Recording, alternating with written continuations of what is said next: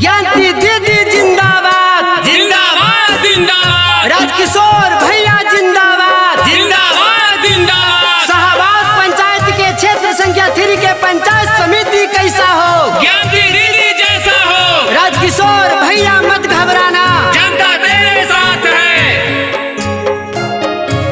आगे माई हमारा ज्ञानती दीदी हथिन गहरी बाबा न के जन्म गे। आगे सुनल ही शाहबाद पंचायत में है बहरी न के नाम गे।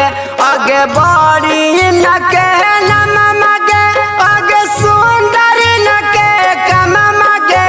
आगे सुनल ही शाहबाद पंचायत में बहरी न के नाम गे। राजकिशोर भैया के बनई है चाची पाना चाहिए तो समिति गे। आगे दोस्तों, सूखे हुए वृक्ष को पानी से पटाना है, सूखे हुए वृक्ष को पानी से पटाना है।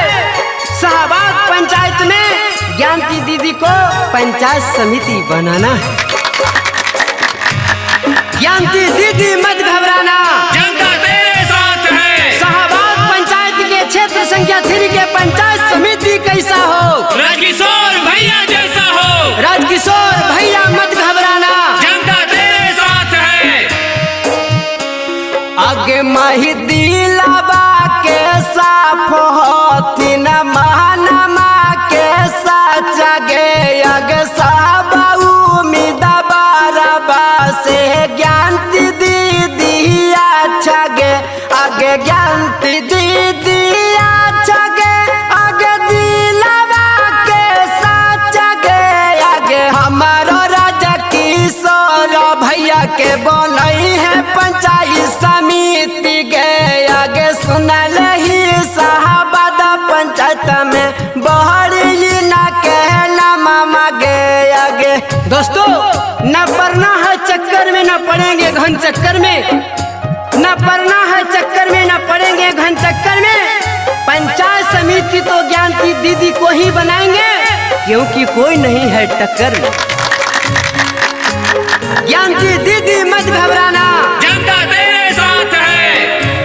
आगे माही गाँव में गली नाली दे तुन बनाबाई जी।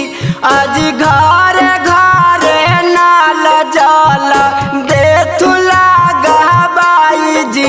आज गली बनाबाई जी, आज नाली बनाबाई जी। आज इन के जीतई है चाची करथुन भलाई जी।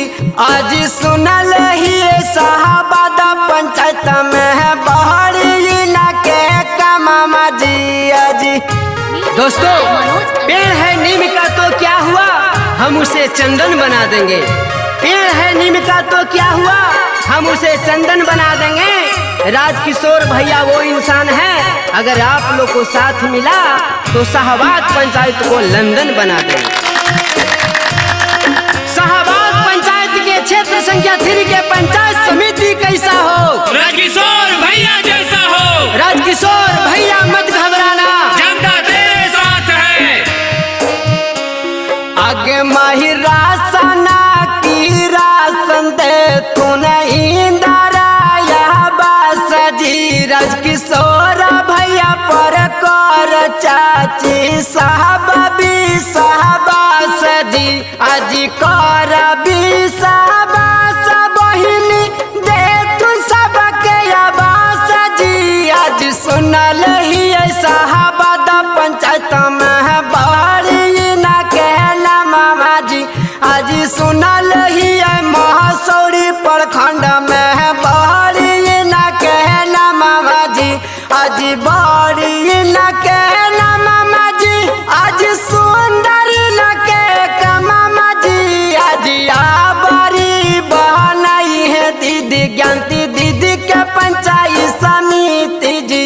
आज सुनल ही शाहबाद पंचायत में बहरी न के नाम जी। आज सुनल ही महासौरी प्रखंड में बहरी न के कम मामा जी। Music by Manoj अलवेला।